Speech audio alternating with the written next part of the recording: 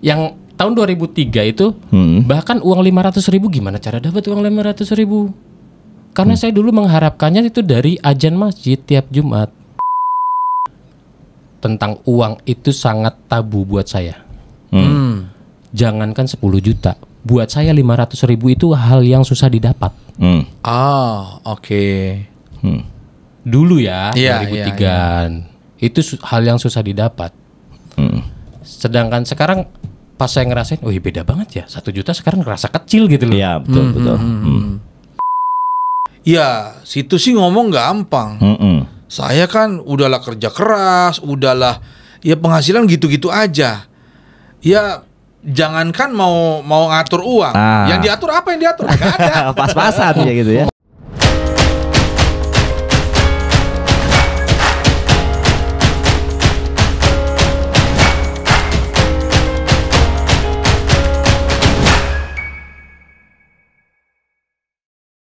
Assalamualaikum warahmatullahi wabarakatuh. Well, level people, ketemu lagi kita di podcast.id.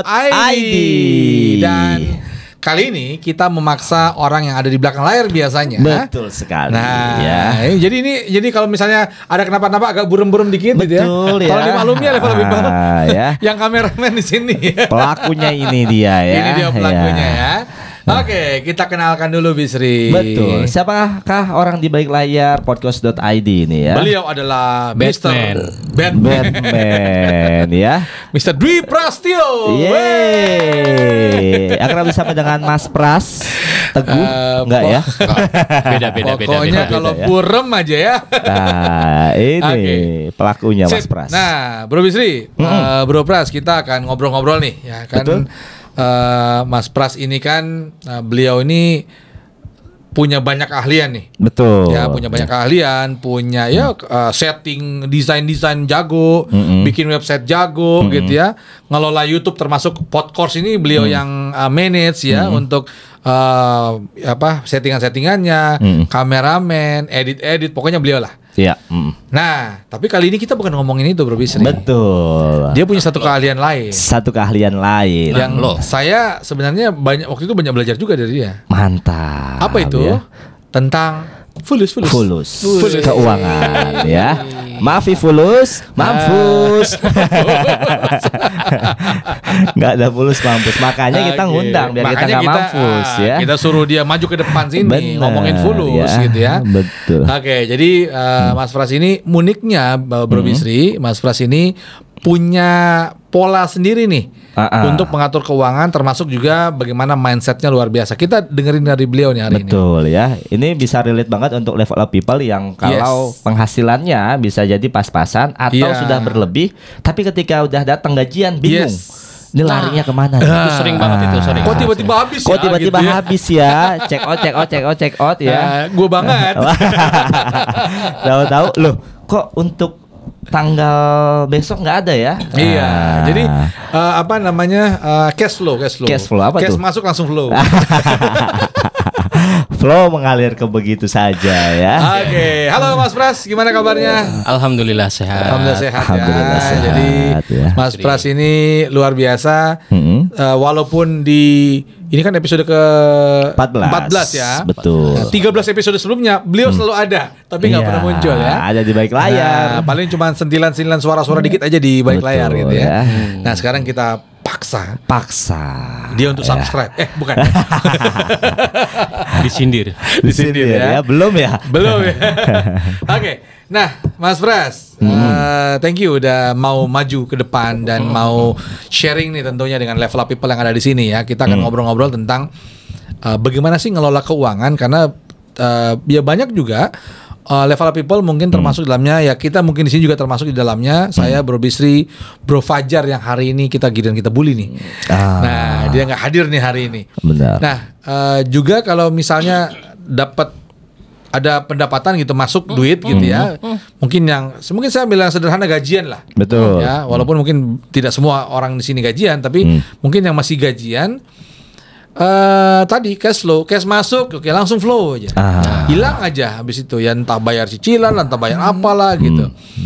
Nah, kalau Mas Pras sendiri nih gimana Mas Pras melihat keuangan? Itu dulu nih. Oke. Memandang duit tuh gimana Mas? Mandang duit tuh gimana? Ya mandang aja sebenarnya kan. Iya, ada gambar Soekarno. Gimana? Kalau saya masih sama seperti tahun 2020 tuh ada 2 anak yang datang ke rumah saya. Oke. Dua anaknya dia. Iya makanya ya. Dijeda soalnya ya. 2020 soalnya. 2020 ya. Dia datang ke rumah minta ajarin pengelolaan keuangan. Oke. Saya tanya, emang kenapa keuangannya? Nah, Ada apa dengan gajinya? iya. Gajinya tanggal 28. Oke, gajian 28. Habisnya tanggal 4. Oke. Ya, oke. Itu seminggu. Seminggu ya. Lah, saya kagetnya dari tanggal 4 ke tanggal 28 lagi itu Ngapain gimana kehidupannya gitu ya? Gimana? Kan butuh bensin, butuh Iya. yang lain-lain ya, Betul, bensin ya. segala macam itu gimana? Ternyata dia pakai pinjol atau apa namanya HP-nya digadein sampai segitunya. Oke. Model gali lubang tutup lubang lah ya. Betul. Oke. Kalau dibilang apakah gajinya nggak cukup untuk menutupi segala kebutuhannya, saya tanya gajinya berapa? 4.500.000. Oke, 4.500.000. Itu sebelum pandemi loh ya. Ya. Dan dia berlangsung bahkan dari sebelum pandemi, dari 2018, 2019, 2020. Iya. Gajinya 4,5 juta, 4.500.000, tapi belum bisa memenuhi kebutuhan. Oke. Apakah dia Di Jakarta? Di Jakarta, tapi dia tinggal di Bekasi. Oh, tinggal di Oke. Bekasi, kerjanya di Betul. Jakarta. Oke. Maka dia single? Single. Oke. Oke. Dia masih single. 4,5 juta untuk single, harusnya perhitungan saya masih sisa lah 2 juta. Minimal 2 juta. Oke. Kalau secara perhitungan saya tanya berapa apa namanya? Saya breakdown pengeluarannya. Ternyata masih cukup seharusnya. Oke. Akhirnya saya nggak mulai dari situ. Hmm. Yang harus saya mulai adalah siapa teman-temannya, lingkungannya. Seperti biasa lah, ya banyak lah yang di trainer luar sana atau di video-video luar sana sama saja. Siapa lingkunganmu menentukan masa depanmu. Masa depanmu, ya. Dan saya tanya teman-temannya 3 orang, ya nasibnya sama, mainnya main pinjol. Oh, oke. Mainnya Jadi seperti lingkungannya itunya. memang lingkungan pinjol ya. Iya, main gade HP kalau Iya. dan hidupnya jadinya borosnya ada itu keluar Oke, gajian cicilan. Gajian, cicilan gitu aja hidupnya ya. Yang saya ambil ini dia terinspirasi. Jadi kan lingkungan kita kan menginspirasi ya. Iya. Begini caranya. Oke, Artinya oke. dia tidak punya inspirasi ke hal-hal yang positif, ke hal-hal yang memberdayakan, ke hal-hal pengelolaan keuangan. Gimana dia mau dapat pengetahuan yang memberdayakan, sedangkan lingkungannya adalah lingkungan yang utang, pinjol. Dikit-dikit gadai gitu ya. Artinya dari sini kalau nyangkut dengan pertanyaan tadi ya, ternyata kalau berbicara tentang keuangan itu kita berbicara juga tentang bagaimana mindset kita terbentuk dari lingkungan gitu ya. Betul sekali. Sangat. Jadi bukan hanya tentang bagaimana kita mengaturnya. Mengatur itu mungkin dampak setelah. Karena Oke. kalau diajarin pengelolaan keuangan tapi lingkungannya juga masih begitu-gitu aja. Ya. Sama Asapnya keluar dengan juga ini ya. mungkin Bro Bisri dia mungkin diajarin, dia ikut financial planning, Betul. dia ikut belajar bagaimana cara mengelola keuangan. Tapi kemudian ngumpulnya masih sama anak-anak nongkrong di kafe. Ya habislah duitnya kan. Keluar lagi, spend lagi gitu ya. Gimana Oke. mengelola? Akhirnya yang paling pertama itu bukan mengelola. Yang paling pertama adalah saya suruh keluar dari lingkungan yang toksik itu. Bukan berarti memutus pertemanan. Tetap Silaturahmi berteman, ya. hanya mengurangi intensitasnya. Asik. Jauh lebih mengurangi. Oke. Seperti itu. Paling pertama itu saya anjurkan seperti itu. Baru setelah dia sudah mengurangi, baru saya kasih tahu cara mengelola keuangan. Jadi mindset dulu, bagaimana cara berpikir tentang keuangannya dulu, gitu ya. Bagaimana dia hidup di dalam lingkungan seperti apa tentang konteksnya tentang keuangan, baru kemudian dia belajar tentang cara menata keuangannya, gitu ya. Baru mengelola keuangannya, hasil pemasukannya. Saya nyebutnya pemasukan karena bebas ya, boleh pemasukan bisa dari gaji, dari mana aja ya. Yang ojol bisa dari ojol, pokoknya pemasukan apapun itu. Kan bisa jadi karyawan bisa punya 2 pemasukan. Iya, betul. 2, dari 3, 4, usaha, bisa lebih malah ya.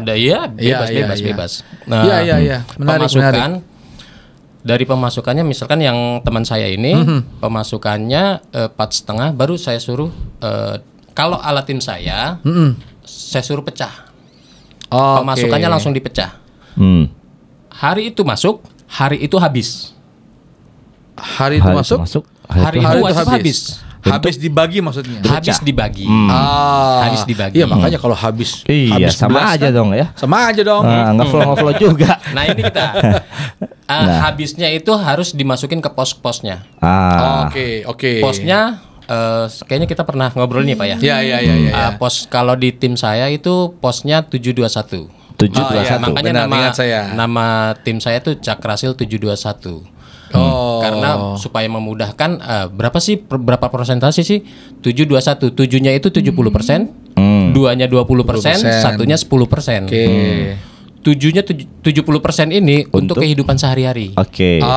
Biaya makan, bensin, segala macam. Jadi berapapun yang masuk, 70% langsung diplot kehidupan sehari-hari. Untuk selama sebulan itu. 20%-nya? Dana cadangan wajib. Dana cadangan. Dana cadangan wajib ya. Contoh dana cadangan untuk apa aja? Nggak bisa diapa-apain. Maksudnya cadangan untuk disimpan aja. Disimpan. Kecuali digunakan hanya untuk kalau lagi darurat ya. Kepepet banget. Kepepet banget. Ya baru pakai pemain cadangan. Pakai itu. Gitu ya. Beda ya, bukan dipepet-pepetin ya. Kayaknya gue butuh nih buat beli pelek nih. Dengar ya, level people ya. Ini beda bukan ini. Bukan dipepet-pepetin ya. Kayaknya gue kepepet nih sekarang gitu kan. Jadi kayaknya butuh nih buat beli mic nih. Iya. Udah lah, nggak usah dibahas ya itu. Beda dipepet-pepetin sama kepepet banget. Yes. Anak tiba-tiba sakit, pas BPJS lagi diblokir, misalkan itu kepepet banget. Mau ya. Dana cadangan, kita punya dana cadangan dan tidak mengganggu dana untuk makan. Makan kita aman sehari-hari sampai 1 bulan. Untuk yang sakit tadi karena BPJS diblokir, kita gunakan dana cadangan tadi, nggak apa-apa. Tapi digunakan hanya untuk kepepet, kan kepepet-pepet itu jarang-jarang banget. Betul. Jadi uang dana cadangan ini setiap bulan harusnya terkumpul bertambah terus dong. Iya. Efeknya apa kalau bertambah terus? Tenang. Kita nyari ketenangan. Karena kita punya dana cadangan, kalaupun ada darurat apa-apa, kita masih punya safety gitu ya. Nah, kita bisa fokus ke yang hal-hal lain yang betul-betul bisa jadi untuk nambah pemasukan lain. Betul. Gitu kan? Iya. Menarik. Nggak hanya ketenangan loh. Iya. Loh, kalau kita punya dana cadangan banyak, alhamdulillah, gue punya duit banyak. Asik. Ya. Oke, abi dong. Kebersyukurannya dapat nih. Keberlimpahan, kebersyukuran. Merasa gue punya duit banyak. Alhamdulillah banget. Yang lain masih pada nyari-nyari. Iya. Dana ini apa? Cadangan. Dana banyak nih. Kalau di tim saya minimal itu 1 tahun dikali pengeluaran. 1 tahun hidup ya. Pengeluarannya 5 juta atau 3 juta atau berapa? Atau pemasukan paling gampang pemasukan. Pemasukan 4 juta. Ya udah 4 juta dikali 12. Itu 4 juta dikali 12 dikumpulin. Yang nggak usah langsung banyak-banyak, tetap aja kita kumpulin dana cadangan 48 jutaan ya, 50 juta lah ya. Sejuta kumpulin. Ya, intinya 20% itu masuk terus sampai dana itu minimum dapat 50 juta misalnya, 50 juta itu dapat gitu ya. Nah, berikutnya terus ditabung kan. Berikutnya berarti tinggal memastikan dia makin banyak gitu ya. Tapi dana cadangan ini dimulai kalau kita udah nggak punya utang ya. Kalau masih punya utang, dana cadangan ini dihilangkan dulu. Dana cadangan 20% ini dialokasikan untuk bayar utang. Bayar utang dulu. Iya.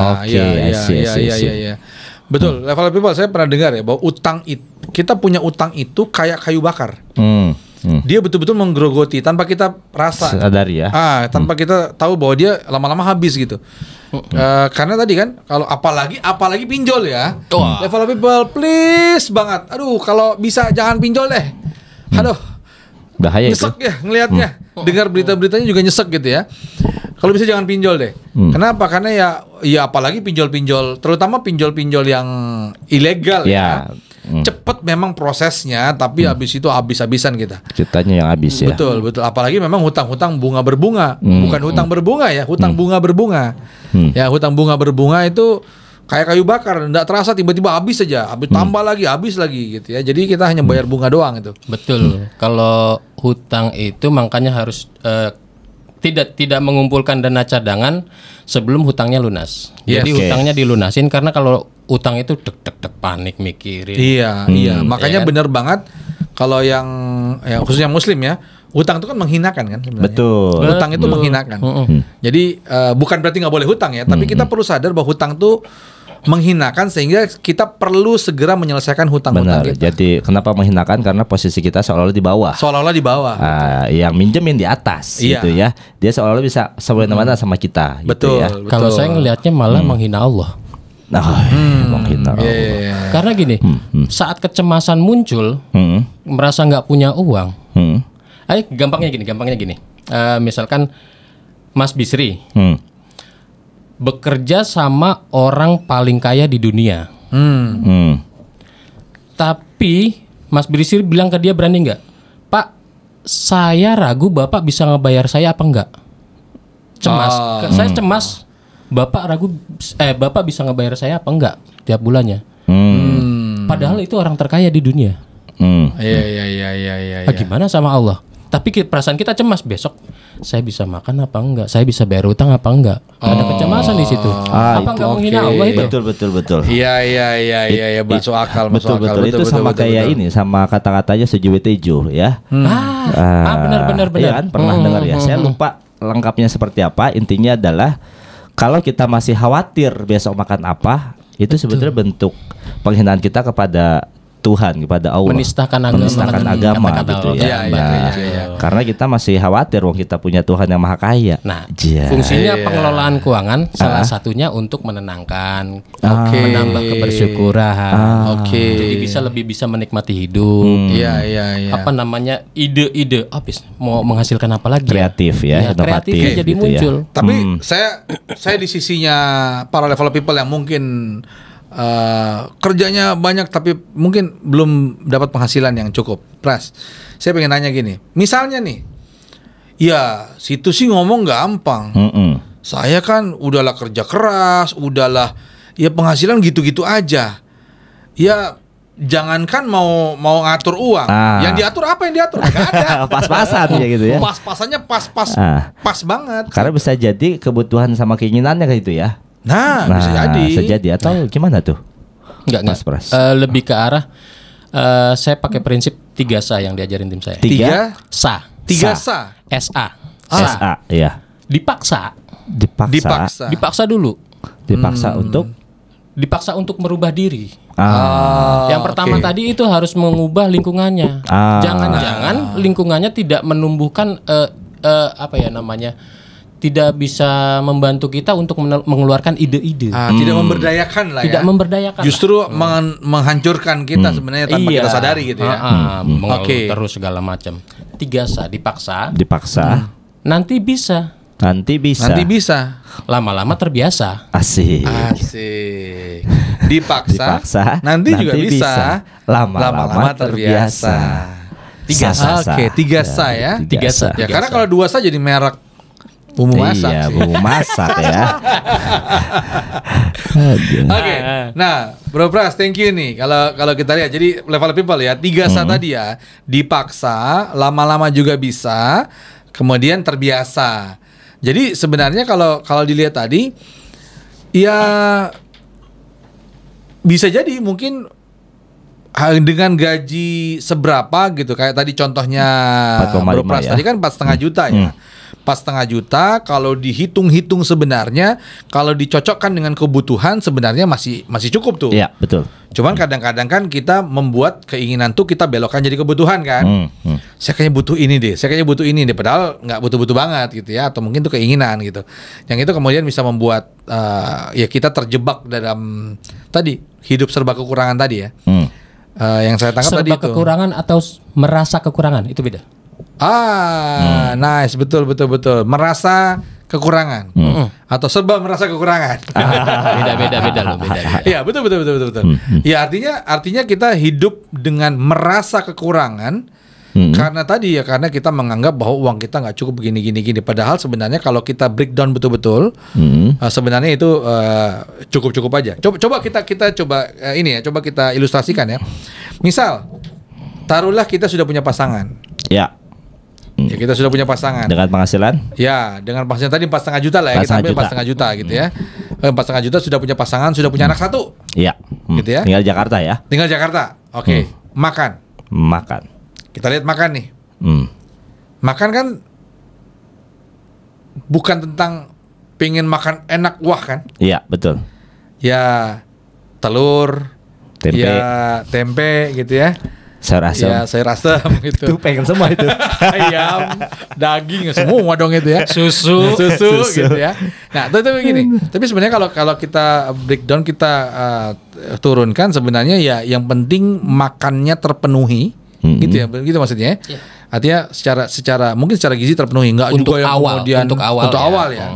Untuk awal secara gizi mungkin terpenuhi, mungkin tidak semuanya kita ini, tapi oke lah, mungkin kita nggak usah kemudian belinya maunya sushi, lu ngajak berantem kalau gitu kan gitu. Yeah. Maunya sushi, maunya apa gitu, nggak gitu juga. All you can eat gitu ya. All you can eat gitu kan. Tapi mungkin dengan hal-hal yang mungkin lebih sederhana, nggak beli, masak gitu misalnya, gitu ya. Jadi bahkan gini Pak. Saya sendiri di rumah saya tanya, kalau seandainya masak sama beli sayur, beras nasi tetap beli sendiri. Hanya sayurnya sudah beli di warteg atau di mana gitu. Itu lebih ekonomis mana? Lebih murah mana? Oh iya. Lebih murah beli ya kata istri saya. Oh, jawaban lebih murah beli. Iya, lebih murah beli. Karena cuman mereka aja kan. Sayur doang. Beli sayurnya beli lauknya doang, sayur dan lauk. Kamu lebih prefer lebih mau beli aja atau beli masak aja? Ya mendingan beli aja sih, simple. Udah tinggal jadi. Jatuhnya lebih murah. Iya, betul. Karena pas porsinya. Porsinya dipas-pasin. Sudah cukup gitu. Bahkan seringnya lebih, Pak, itu sayur. Kadang pernah itu sampai kebuang. Iya. Gitu, makanya akhirnya makanya cukupnya mana itu yang dipilih. Ya, artinya tadi ya, ngomongin makan aja sebenarnya kan ya ini bukan menggampangkan ya level people ya, mohon maaf lahir batin ya. Artinya kita coba melihat yang realnya banyak orang kemudian merasa kurang itu dengan gaji ya. Ini beda cerita nanti kalau yang tidak bergaji nih. Ya itu beda cerita lagi nih. Ini kan kita ngomong kan konteksnya orang-orang kerja ya, orang kerja. Betul. Orang kerja bergaji tapi kadang-kadang memang karena keinginan ya dibanding kebutuhan ya. Betul. Lebih mengutamakan keinginan ya, keinginan juga dipenuhi. Nah, maka poin pentingnya adalah kita perlu misahin dulu berarti ya. Mana yang keinginan, makan yang diinginkan sama makan yang dibutuhkan. Betul, gitu kali ya. Betul. Ini ngomongin makan dulu ya. Itu baru makan, belum yang lain-lain ya. Belum lain-lain, betul. Belum nanti transport. Iya, nongkrongnya, tempat nongkrongnya. Transport menarik nih. Ada juga tuh. Ya, mohon maaf lahir batin sekali lagi. Tapi ini fenomena, ini sempat dibahas, ini fenomena. Apa fenomenanya? Bagus-bagusan kendaraannya. Motor. Ngomongin motor deh. Fokus bagusan motor. Benar bahwa yang namanya kita nih laki-laki kan tunggangan tuh jadi perhatian ya. Iya, kuda besi nih, kuda besi kan. Cuman kadang-kadang kan ya nggak usah lah beli motor ninja itu ya, Batak ya. Kalau memang masih bebek ya kalau bisa bebek atau Matic gitu ya, yang garpu tala. lanjut. Iya, jadi tempat kita bergaul itu sangat menentukan. Makanya Tombo Hati yang ketiga kan Wong Kang Soleh Kumpulono. Asik. Berkumpullah dengan orang-orang soleh. Orang kan? soleh, betul. Nah itu sangat mempengaruhi. Termasuk berkumpul dengan orang-orang yang memberdayakan. Karena di tim saya itu sama sih. Waktu saya dulu awal-awal tuh lingkungannya harus dirubah dulu. Lama-lama akhirnya mindset saya yang direkonstruksi ulang. Kayak dulu itu awal-awal tahun 2003, 2004 waktu awal-awal ketemu sama senior saya itu tentang uang itu sangat tabu buat saya. Jangankan 10 juta, buat saya 500.000 itu hal yang susah didapat. Dulu ya, 2003-an. Itu hal yang susah didapat. Sedangkan sekarang pas saya ngerasain, beda banget ya. 1 juta sekarang ngerasa kecil gitu loh. Iya, betul. Karena mindset yang direkonstruksi ulang itu sama di tim saya. Di tim saya itu selalu ngomongin uang. Uang itu hanya sebuah ide. Hanya sebuah ide. Termasuk gimana cara dapetin uang ya? Coba ngelamar kerja, ide. Itu maksudnya ide ya? Ide. Iya. Wah, ada sesuatu yang bisa dijual kembali nih. Harganya cuma 20.000. Saya beli saya jual-jualin. Ide dapat duit. Wah, ada AI nih bisa bikin prompt jadi gambar. Saya jual dapat. Ide. Semakin kesini semakin dimudahkan. Jadi uang itu semakin banyak idenya, semakin banyak kita dapetin uang. Betul. Mau apa enggak, tinggal itu aja. Iya kan? Mau apa enggak? Mau apa enggak berarti ya? Mau apa enggak? Jadi sebenarnya mau apa enggak nih? Ya itu ide, banyak idenya gitu ya. Bisa jualan lagi, bisa jual. Sekarang apalagi produk digital gitu ya. Tinggal mau dijalanin atau enggak. Iya. Tinggal menurut Pras nih, apa sih yang buat orang sebenarnya dia bisa jalanin tapi dia nggak mau jalanin? Masih ada sebenarnya sih ini kalau dibilang trauma masa lalu, karena saya punya teman seperti itu ada, bisa dibilang seperti itu. Hanya saja di tim tidak membahas sampai ke dalam itu. Nggak perlu gitu. Iya. Karena apa? Terlalu dalam, bawah sadar itu sulit dijelaskan, kalau dijelaskan karena faktornya banyak ya. Banyak sekali. Faktornya banyak banget. Variabelnya banyak. Bisa karena gengsi, bisa karena ada trauma tadi ya. Bisa macam-macam gitu ya. Apa yang muncul itu yang dirilis. Itu yang diberesin. Iya. Simptomnya ya. Simptom-simptomnya aja. Nanti lama-lama beres sendiri. Oke. Kayak misalkan waktu awal-awal untuk membuat saya bergerak sama senior saya cuma disuruh misalkan gini, ini contohnya. Ada tetangga saya yang bilang gini, si Pras mah ngapain sih kerjaannya tahun 2003? Iya. Nggak kerja apa-apa, luntang-lantung doang, ngapain sama si Pras? Rasanya saat itu. Akhirnya sama senior saya dibilang gini, Pras, lu itu lagi diomongin justru lebih enak. Kenapa? Saat orang ngomongin lu, dia tuh lagi diam di tempat, fokusnya lagi ngomongin. Iya. Lu terus naik terus. Karena dia lagi diam di tempat, lu fokus naik terus. Nanti saat dia sudah capek ngelihat lu di atas, dia akan diam sendiri. Iya. Udah nggak kejangkau lagi. Iya, udah ketinggian. Udah jauh banget nih Pras ya. Ternyata Pras tinggi banget ya. Dan ternyata terbukti benar. Iya. Terbukti benar. Ya, saya sendiri Bro Bisri cukup lama bersama dengan Bro Pras ini ya, mengikuti perjalanannya gitu ya. Episode ya. Hati-hati jangan terlalu semangat loh, mic dimakan deh ya. Tapi amazed ya, saya sendiri amazed. Amazed-nya adalah saya melihat proses perjalanannya dari awal-awal ya tadi yang bilang ya dari mungkin ya belum punya apa-apa, kemudian usaha, tapi intinya tadi benar orangnya mauan. Mauan tuh maksudnya ya yuk ajak ini Pras bikin ini yuk, ayo Pras ini ayo aja. Jadi peluang tuh yang ditangkap. Penting cuan. Yang penting cuan. Peluang ditangkap sama dia, bener. Oke. Ya dari aku belajar apa? Belajar nabung emas. Level people, saya belajar nabung emas. Bukan karena saya banyak duit, no.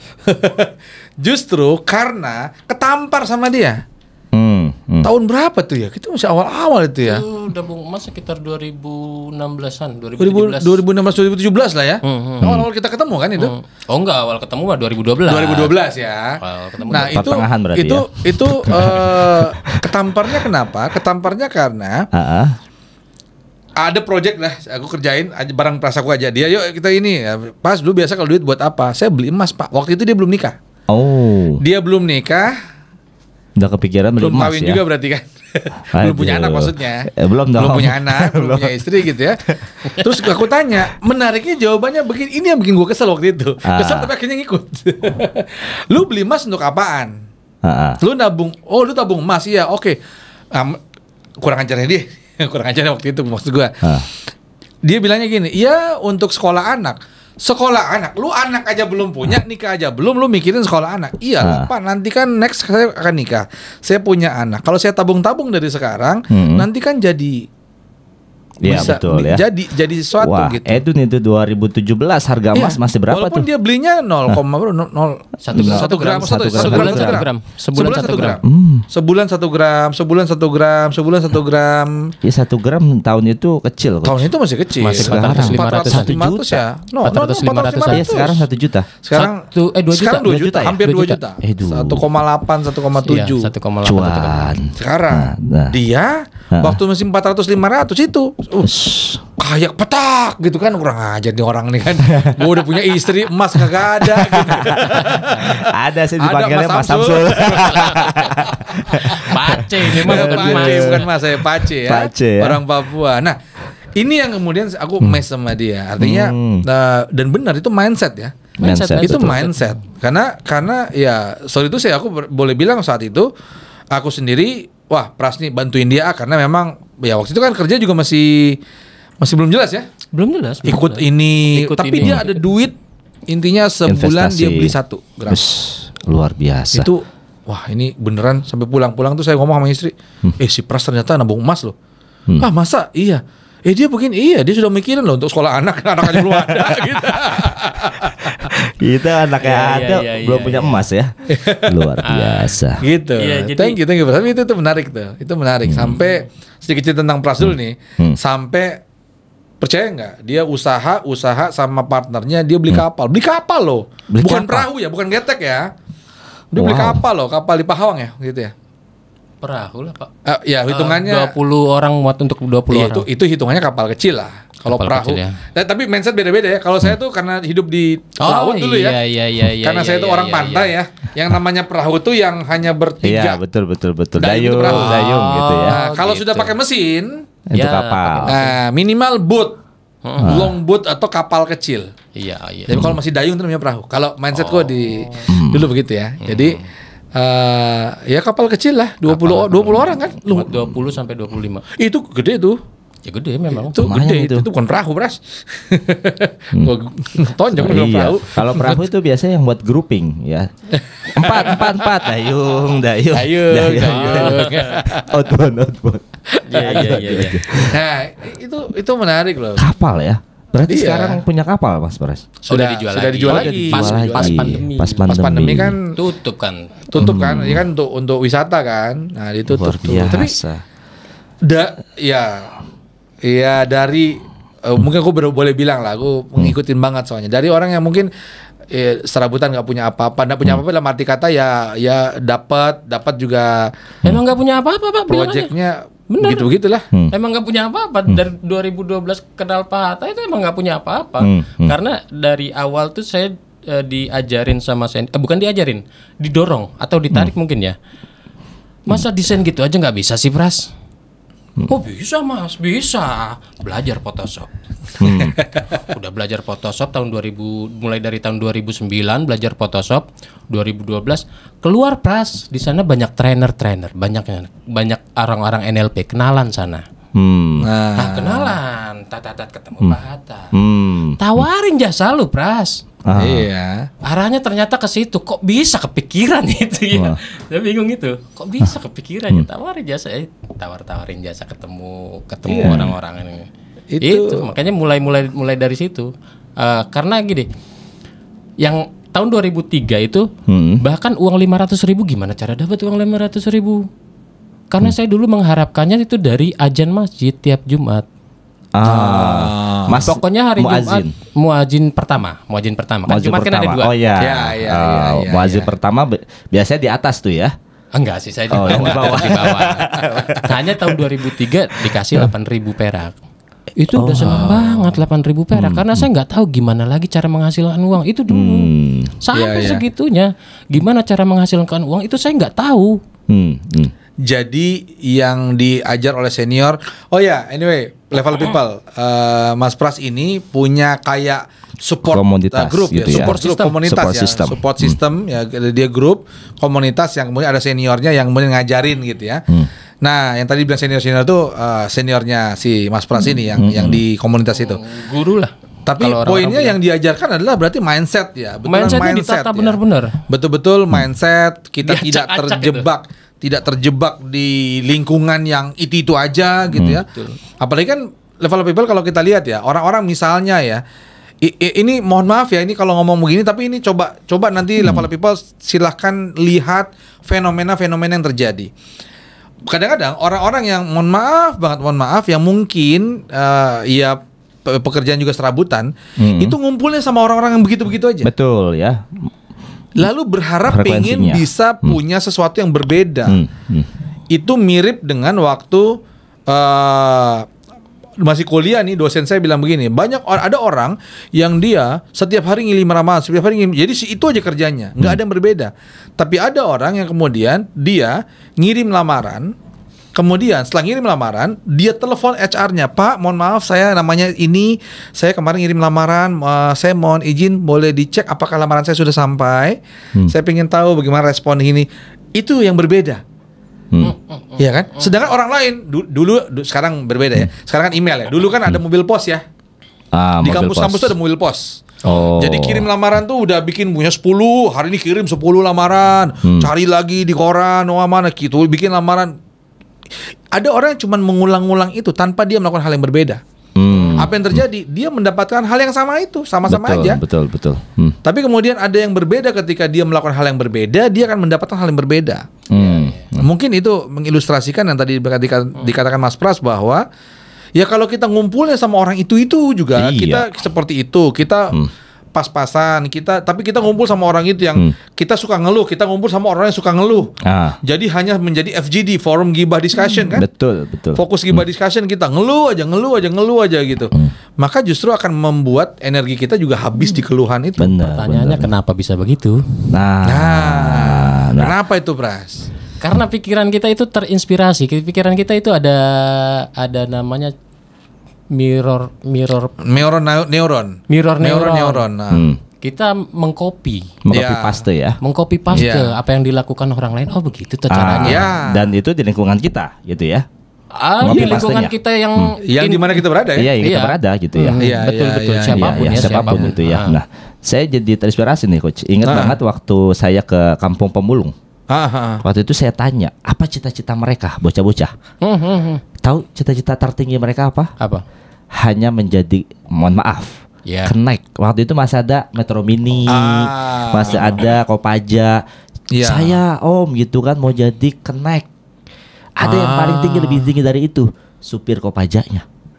Gak ada yang pikiran siapa yang menjadi polisi, gak ada yang angkat tangan. Saya penasaran kan, biasanya kan polisi gitu kan, insinyur atau astronot, nggak ada. Akhirnya saya tanya, jadi cita-citanya apa? Mau jadi Connect Om, ada yang lain mau jadi supirnya. Udah sebatas itu, bener. Mas Pras. Sebenarnya sih nggak bisa disalahin. Betul, nggak bisa disalahin. Karena tidak ada tidak ada dianya nggak mau bergerak atau betul nggak mau keluar ya. Dia pun mungkin bukan nggak mau bergerak, lebih ke arah tidak punya pengetahuan tentang ternyata bisa. Iya. Ternyata bisa. Dia tidak punya pengetahuan tentang karena saya ngalamin. Ternyata bisa toh untuk mengubah nasib itu bisa toh. Iya. Untungnya saya ketemu senior saya itu bisa Pras, bisa gitu. Bisa ya. Gitu selalu gitu-gitu. Ada backgroundnya tuh ya. Untungnya. Well, level people. Jadi itu ya poin dari Pras tadi adalah yang pertama itu ya. Kalau cuman masa teknis belajar bagaimana pengelolaannya udah banyak ya.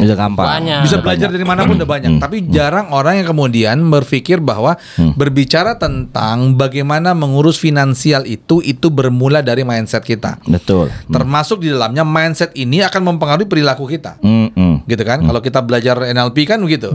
Apa yang ada di pikiran kita itu akan mempengaruhi perasaan kita dan akan mendorong perilaku kita. Nah, betul. Gitu. Boleh tadi saya terusin? Boleh.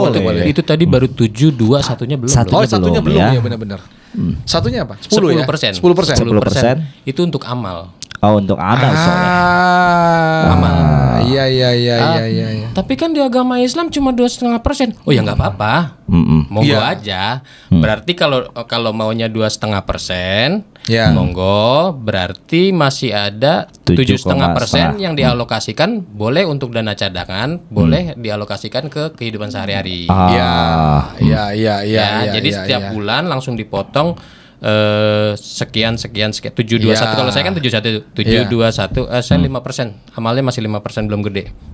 Karena gini, kalau amal itu kalau kata senior saya, kalau amal itu kalau belum bisa 10% turunin. Jangan maksain ya. Dites, dicek dulu di sini. Ada perasaan berat apa enggak? Benar. Kalau sudah plong, berat. Tunggu. Kurangin lagi 5%. Ini enteng nih. Kasih aja. Iya. Jadi latihannya ngecek. Jangan langsung mentang-mentang saya bilang 721 langsung 10%. Gitu tapi ya. Di sini enggak ikhlas. Enggak ikhlas, benar-benar. Itu beda karena nanti akan mempengaruhi yang lain. Psikologi keuangan ini akan mempengaruhi yang lain. Secara mental kita enggak ikhlas, agak keberatan. Itu akan mempengaruhi yang 2 dan 7-nya ini. Jadi harus dicek pas amal itu harus benar-benar. Misalkan biasanya kalau senior saya nyuruhnya amal ke orang yang membutuhkan, janda atau yatim gitu. Kalau tapi bukan lu nyari janda kan? Iya. Ada. Biasanya janda atau yatim atau yang ibu-ibu berobat.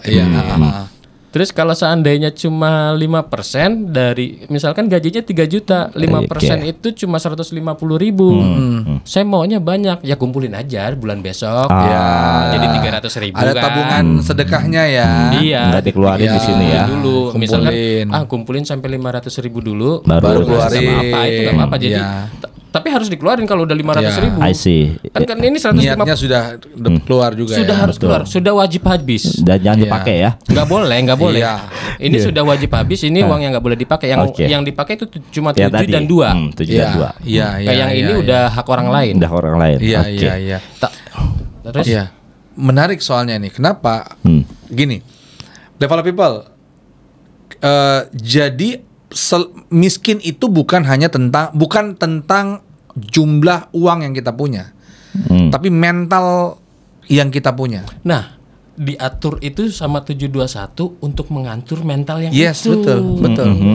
Kadang-kadang begini ya, kita mau ngasih aja mikir-mikir ya. Ini ya, anggaplah ini level people yang mungkin pendapatannya sudah lumayan gitu ya. Waktu mau Jumatan lihat di dompet ada 100.000, ada 50.000, ada 20.000, ada 10.000. Ya, alhamdulillah kalau ngasihnya pilihnya yang 100.000. Berapa lembar kan gitu. Nah, tapi banyak juga tuh yang kemudian ngeluarinnya cari yang 5.000 mungkin oke lah, kekecilan lah. Masa gua 5.000, 10.000 deh. Padahal masih ada tuh yang lain gitu ya. Jatuhnya kan jadi nggak ikhlas. Jatuhnya jadi nggak ikhlas. Tapi kalau sudah dikelola, dipecah 721, keluarin aja. Orang nggak ganggu dana buat makanan.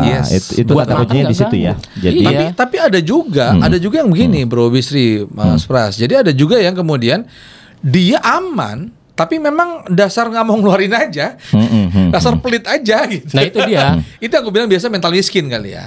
Mentalnya masih mental kekurangan. Mindsetnya harus diinstal saat pembagian keuangan itu harus diinstal. 7 ini untuk kehidupan saya selama sebulan. 2 ini buat disimpan. 1 ini harus keluar wajib ya. Wajib keluar, harus diinstal seperti itu. Wajib keluar. Nanti kalau ditabung tahu-tahu 1 juta mau ngeluarin jadi nggak ikhlas nih. Mending keluarin aja. Mendingan dari awal keluarin aja. 150 langsung keluarin. Level up people ya. Jadi kalau nggak siap, tadi kan ada tuh caranya ditabung sampai banyak baru dikeluarin jadi lebih banyak keluarinnya. Tapi kalau nggak siap, karena kadang-kadang godaannya besar kan, nilainya udah gede kan, godaannya besar nih. Sayang. Nah kalau memang nggak siap, maka keluarin deh. Dapat langsung bagi 721, satunya langsung keluarin. Gitu ya. Iya betul. Sekarang kalau ini persentase ini yang menggelitik nih. Misalkan gini, 3 juta. Misalkan kita nggak 1 tapi 5% misalkan. 5% berarti kan 150.000 ya? Iya, betul. Sekarang kalau kita dapat pemasukan 30 juta. Berarti berapa? 7.500. 1.500. Mulai nih. Banyak juga nih. Amal 1.500.000 banyak juga nih. Hati-hati di sini. Udah lumayan loh, 1 jutanya bisa dipakai untuk beli jalan-jalan loh. Lumayan. Gitu ya. Nah itu kita dari kecil itu untuk melatih yang kayak gitu. Sampai suatu saat punya pemasukan besar kita sudah terlatih. Karena di sini sudah berubah. Rekonstruksi bangunan pikiran kita sudah berubah. Yang tadinya sayang-sayang sudah berubah jadi ini nggak akan mengganggu dana kehidupan sehari-hari gua kok. Ini nggak akan mengganggu dana cadangan. Dana cadangan sudah ada. Karena kan sudah makin banyak nih. Keberlimpahan. Keberlimpahannya dapat, alhamdulillah.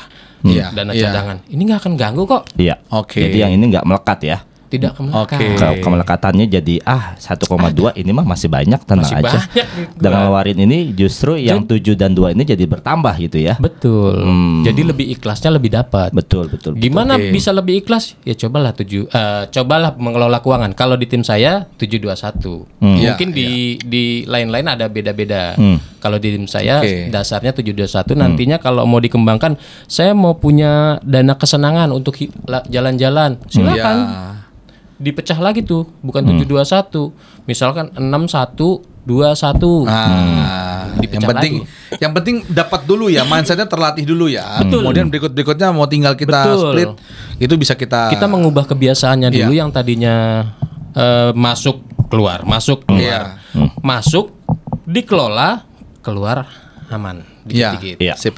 Pras, terakhir nih karena kayaknya kita sudah lewat 40 menitan ya. Nah, itu kan bagi yang punya gaji. Nah, saya pengen minta perspektifnya Pras nih. Pras kan sempat tadi ya pemasukan juga mungkin ada juga orang seperti Mas Pras ini level people ya. Mungkin level people juga ada yang misalnya contohnya ya sebenarnya sama juga sama bisnis juga sama ya. Kita masuknya nggak tetap nih. Kadang ada, kadang enggak. Iya kan? Kadang ada, kadang enggak. Kalau punya gaji kan enak. 3,5 juta, 4,5 juta bagi 721, 70, 20, 10 kita bagi nih. Oke, karena gajinya udah jelas. Untuk kita yang nggak jelas, gimana? Untuk yang nggak jelas, persis kayak yang tadi bilang. Kalau uang itu hanya sebuah ide. Iya. Balik lagi ke situ. Kalau kita belum bisa beride, cobalah berkumpullah. Balik lagi ke yang pertama. Berkumpullah orang-orang yang ini gimana sih? Dikit-dikit dapat duit. Iya. Jadi ini pikiran kita terbiasa untuk begini aja biar dapat duit, begini aja biar dapat duit. Iya. Karena tidak terlatih ini, jadi nungguin. Tapi kalau dilatih, itu bisa dapat duit nih kalau begini. Ini begini bisa dapat duit nih. Itu juga bisa dapat duit nih. Apa yang ini apa ini ya? Saya jadi ingat ya waktu baca salah satu buku itu menarik, dia bilang bahwa saya lupa namanya, orang Cina kalau nggak salah, salah satu yang terkait di Cina, saya lupa namanya siapa. Itu dia. Jadi kenapa dia bisa seperti itu? Karena ketika dia waktu masih jadi pekerja itu, dia masih pekerja biasa, dia kalau dapat duit, dia akan minta ajak ketemu orang yang mungkin sudah sukses. Ya paling dia ngeluarin duit sedikit untuk apa? Untuk beliin kopi. Supaya dia bisa ngobrol. Tapi obrolan itu yang dia dapat karena dia berkumpulnya sama orang-orang yang memang punya mindset yang memang mindsetnya sudah tertata, bukan lagi yang tukang ngeluh. Nah, sehingga dia dapat banyak inspirasi yang kemudian banyak ide tadi yang Mas Pras bilang. Jadi keidean, oh saya bisa begini, oh ternyata bisa dibeginikan ya, gitu. Ternyata begini jadi duit ya. Ya. Ya, masuk akal tuh. Jadi ya level up people, yuk kita mulai lihat circle kita. Gitu ya. Iya. Lihat circle kita. Kita punya circle itu orang-orang yang justru menarik kita jatuh ke bawah atau ke atas. Atau yang justru dongkrak kita ke atas. Betul. Sangat betul. Keren nih. Betul. Nah, penutupnya Coach, saya mau tanya. Nah, gimana kemudian untuk teman-teman yang mungkin saat ini terjebak pinjol, gajinya penghasilan pas-pasan, terus mereka keluar dari lingkungan itu, terus masuk menemukan yang baru. Karena kan untuk mereka kan seolah-olah dunia sesempit itu. Gimana cara saya bisa keluar dari zona ini, nemu sama circle yang baru? Paling pertama, subscribe dulu di sini. Asik. Masuk Pak Eko. Ya, luar biasa. Iya, kalau nggak subscribe terlalu. Yang jelas masih sama sih, itu intinya masih sama. Karena ada teman saya beberapa tim juga begitu, akhirnya keluar. Termasuk yang tadi itu ya kalau bedanya hanya tadi sudah punya gaji tapi utangnya di mana-mana. Nah, tapi sebenarnya sudah punya gaji. Hanya salah menyalurkan gitu aja. Tapi kalau gajinya pas-pasan tetap harus dipaksa. Tenang dulu. 3S tadi ya. Dia betul 3S. Itu wajib banget. Karena punya utang itu kan bikin kecemasan, panik. Akhirnya nggak tenang. Karena ketidaktenangan ini, nanti gue begini, akhirnya ide-ide tidak muncul. Ya, menarik. Nah, untuk itu tenang dulu bahwa ini tidak akan membahayakan hidupmu. Yang penting tenang dulu. Apa yang harus dilakukan? Punya resource apa? Sumber daya apa dalam dirinya? Dilihat dulu. Oh, gue punya kenalan A, B, C, D. Gue coba ke sana deh. Disiapet ngobrol-ngobrol. Bukan minta pinjam dulu 100 bukan. Pinjam dulu 100 bukan ya? Silaturahmi ya. Bukan. Lebih ke arah ngobrol-ngobrol, silaturahmi. Karena saya masih percaya kekuatan silaturahmi. Iya. Sekedar ngobrol, dia punya ide, akhirnya ide itu bisa menghasilkan.